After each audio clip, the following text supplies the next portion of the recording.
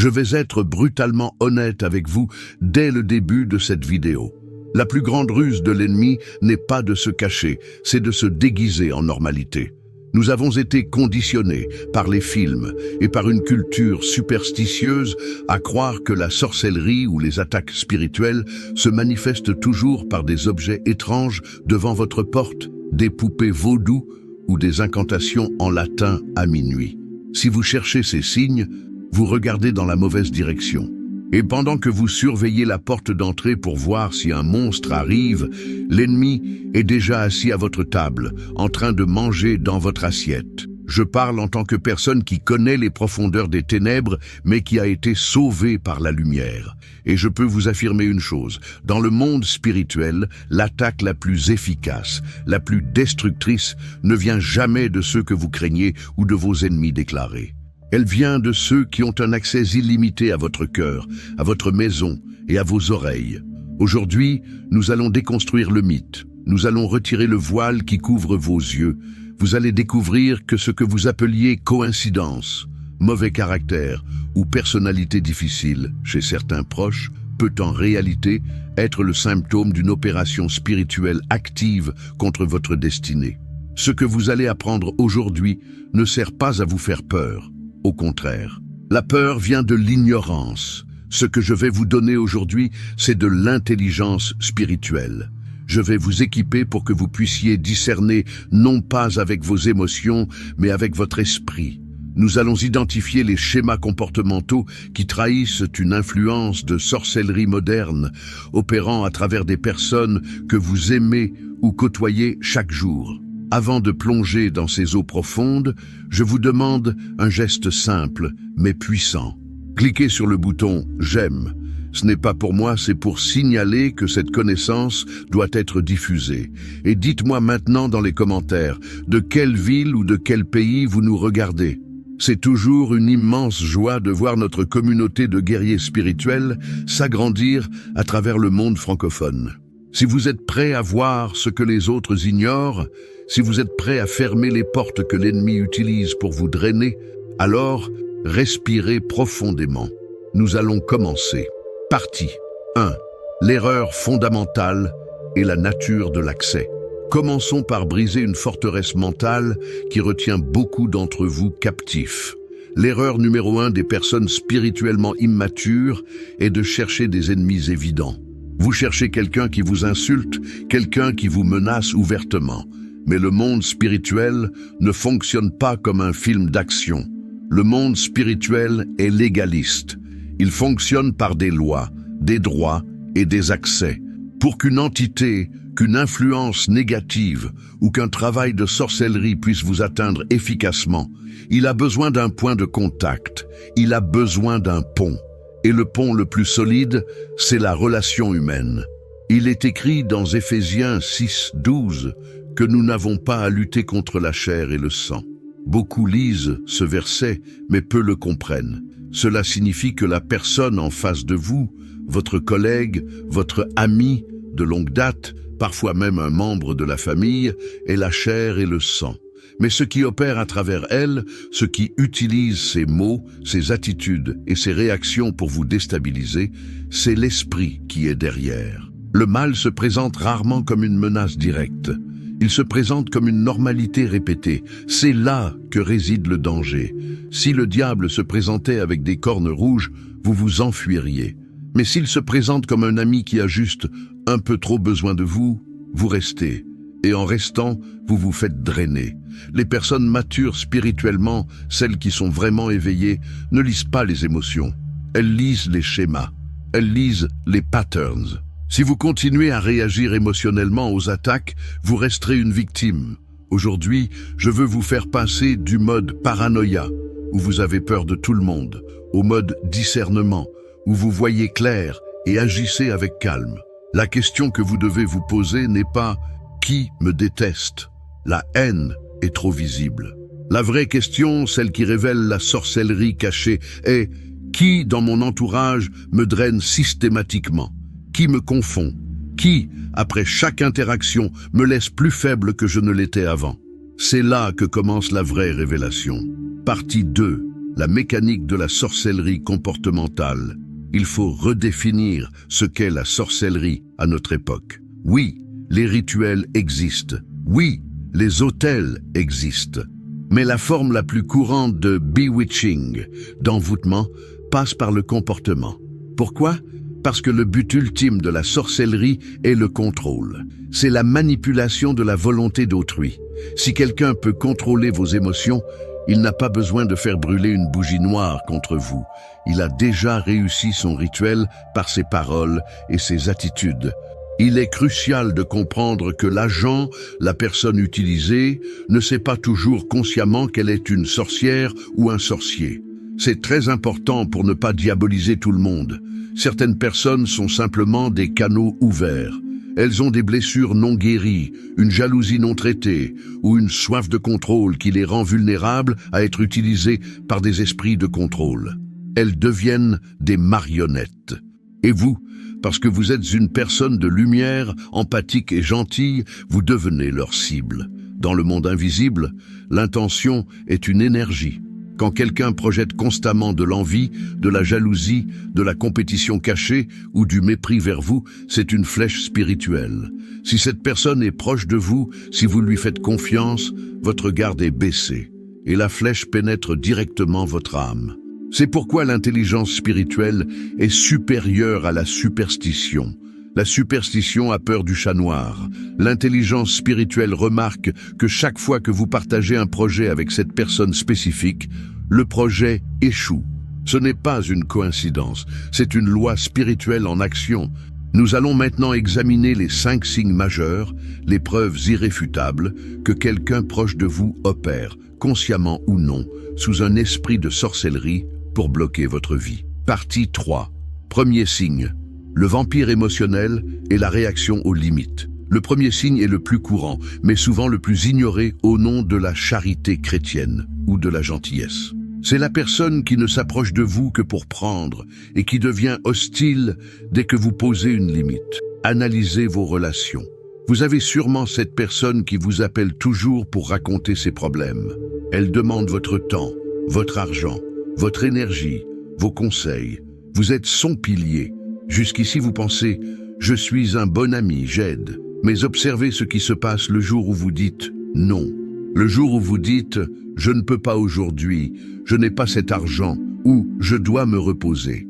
La réaction d'une personne saine serait « Pas de problème, je comprends, repose-toi ». La réaction d'une personne opérant sous une influence d'envoûtement est radicalement différente. Elle change de visage instantanément. Soudain, vous devenez le méchant.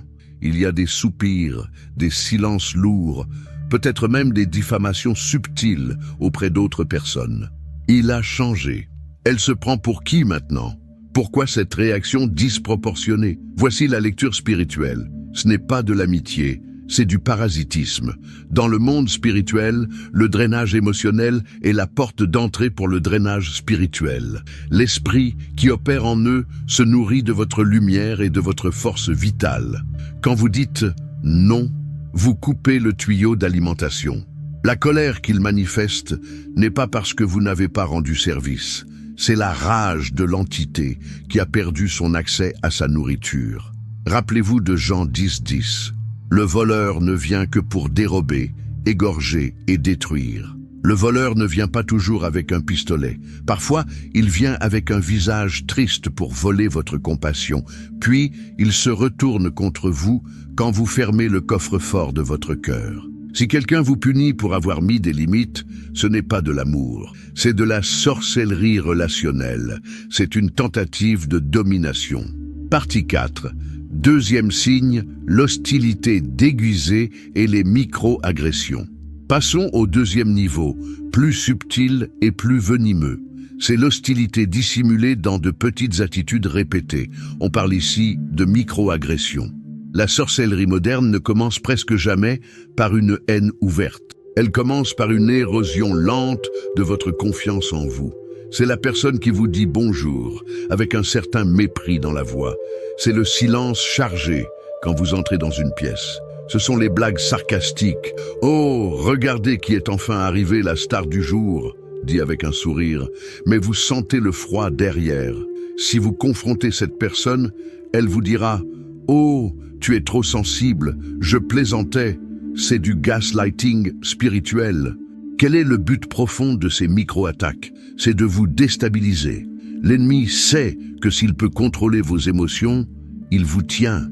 Il veut provoquer chez vous une réaction, de la colère, de la tristesse, de la culpabilité ou de la confusion. Écoutez bien ceci.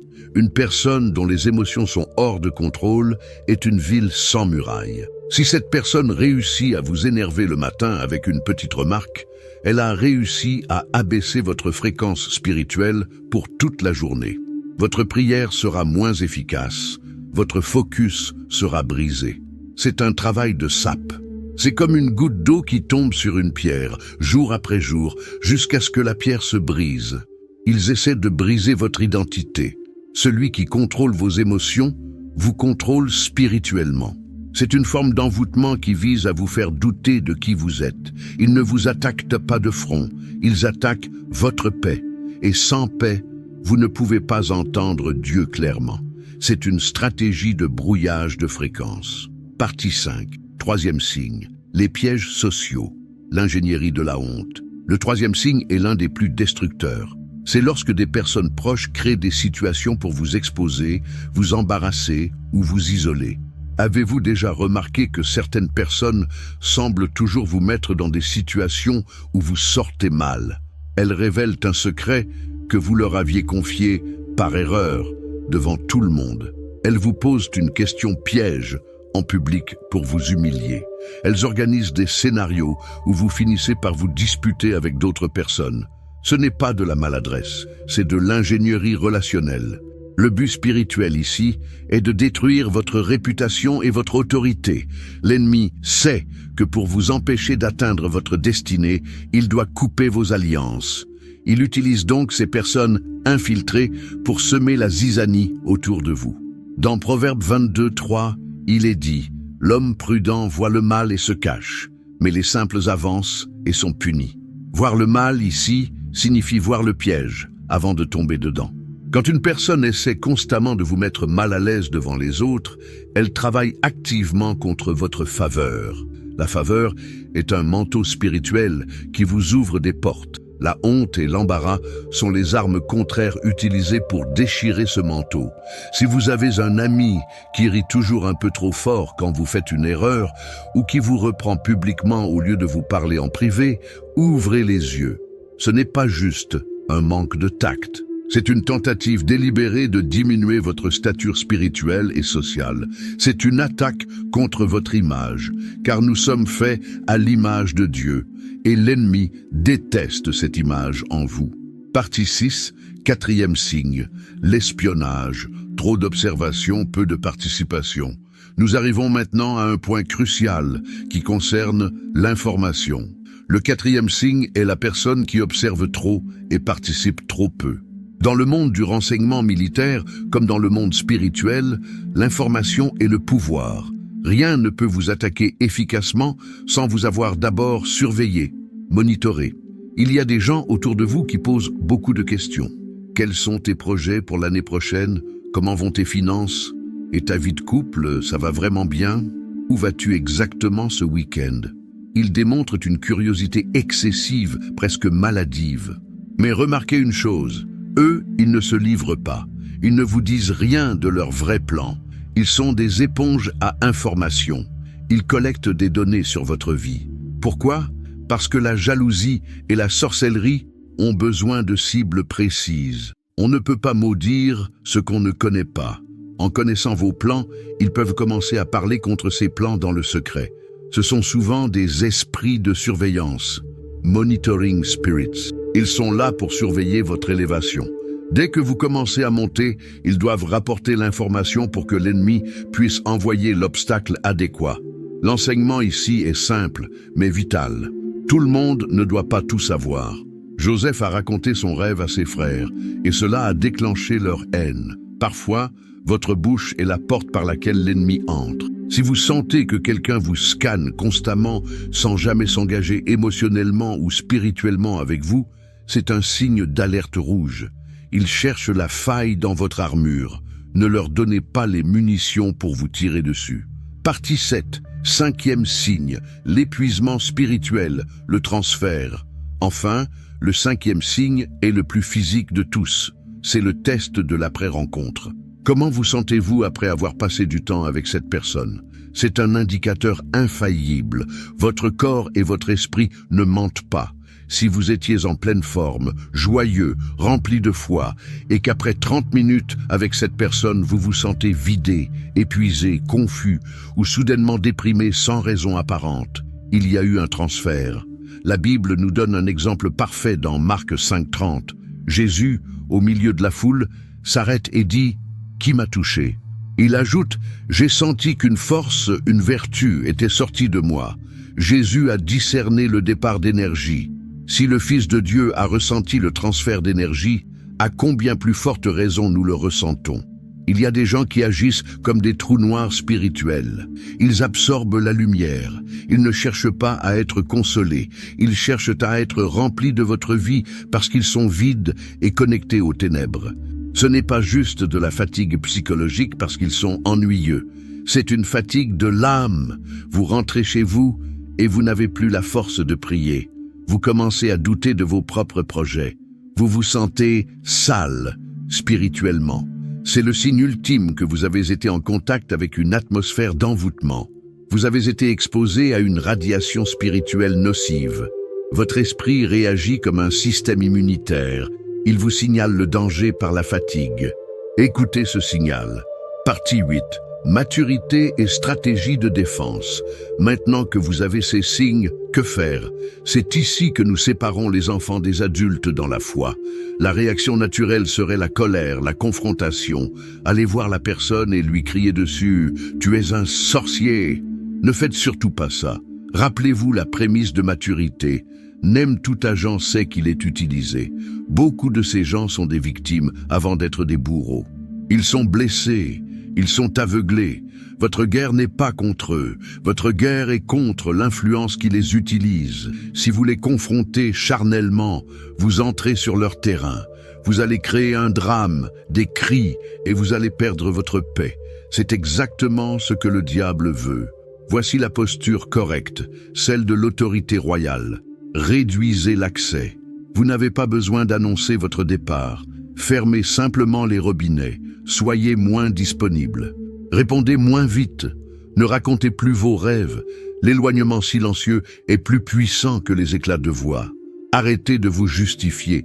Vous ne leur devez pas d'explication sur pourquoi vous changez. Le serviteur du Seigneur ne doit pas avoir de querelle. 2 Timothée 2,24. Couvrez-les en prière, de loin. Priez pour leur délivrance, mais ne vous sentez pas obligé d'être celui qui les délivre si cela vous détruit. Parfois, la meilleure façon d'aimer quelqu'un est de l'aimer à distance de sécurité. Observez en silence. Quand vous arrêtez de réagir, vous devenez imprévisible pour l'ennemi. Le silence est une arme de guerre. Le discernement doit vous apporter la paix, pas la peur. Quand vous voyez le piège, vous ne tombez plus dedans. Quand l'accès est coupé, l'attaque perd sa force. Une plante qu'on n'arrose plus finit par sécher. Laissez sécher ces relations toxiques. Mes amis, la lumière ne fait pas de bruit, mais elle révèle tout. Ce que nous avons fait aujourd'hui, c'est allumer la lumière dans la pièce de votre vie relationnelle. Ne vous sentez pas coupable de vous protéger. Votre destinée est précieuse. Votre onction est précieuse. Votre paix a été payée à un grand prix. Ne laissez personne, par politesse, détruire ce que Dieu construit en vous. Je veux maintenant prier pour vous. Je veux que nous scellions cet enseignement. Je veux que vous receviez la force de faire le ménage nécessaire, sans haine, mais avec fermeté. Fermez les yeux là où vous êtes, si vous le pouvez, et connectez-vous à cette prière. Père, au nom de Jésus, je présente chaque personne qui écoute cette vidéo. Seigneur, tu es le Dieu qui révèle les choses cachées. Je te demande aujourd'hui d'activer en eux le don de discernement des esprits. Fais tomber les écailles de leurs yeux. Qu'ils ne voient plus les visages, mais les cœurs et les intentions. Je brise maintenant par l'autorité du nom de Jésus tout lien d'âme toxique, toute manipulation, tout contrôle et toute sorcellerie relationnelle qui opère contre leur vie. Je coupe les accès illégitimes. Je déclare que leur énergie, leur joie et leur paix sont restaurées. Tout vampire spirituel perd son emprise maintenant. Seigneur, donne-leur le courage de poser des limites saintes. Donne-leur la sagesse de se taire et la force de s'éloigner. Que leur maison soit scellée par ton sang et que toute flèche lancée contre eux retourne à l'envoyeur sans effet. Ils sont libres, ils sont protégés, ils sont victorieux. Amen. C'est fait. Vous avez reçu l'instruction. Vous avez reçu la prière. Maintenant, il faut sceller cela dans le monde physique par une déclaration. Je veux entendre votre voix dans les commentaires. C'est votre manière de dire à l'ennemi « Je sais qui je suis ». Écrivez cette phrase de victoire ci-dessous. Je suis discernement, mes portes sont fermées au mal. Écrivez-le avec foi. En l'écrivant, vous posez une limite spirituelle. Profitez-en pour lire les commentaires des autres. Encouragez un frère ou une sœur. Parfois, votre témoignage est la clé de la liberté de quelqu'un d'autre. Soyez une lumière dans cet espace de commentaires. Et si ce message a résonné en vous, si vous sentez que c'est la nourriture dont votre esprit avait besoin, assurez-vous d'être abonné à la chaîne et activez la cloche. Nous plongeons chaque jour plus profondément dans les mystères du combat spirituel pour vous rendre imbattable. Partagez cette vidéo avec une seule personne, juste une. Quelqu'un dont vous savez qu'il souffre dans une relation toxique et qui a besoin d'ouvrir les yeux. Vous pouvez être l'instrument de sa libération aujourd'hui. Restez ferme, gardez votre paix, observez mais ne craignez pas. On se retrouve très bientôt pour le prochain niveau. Que la grâce vous accompagne.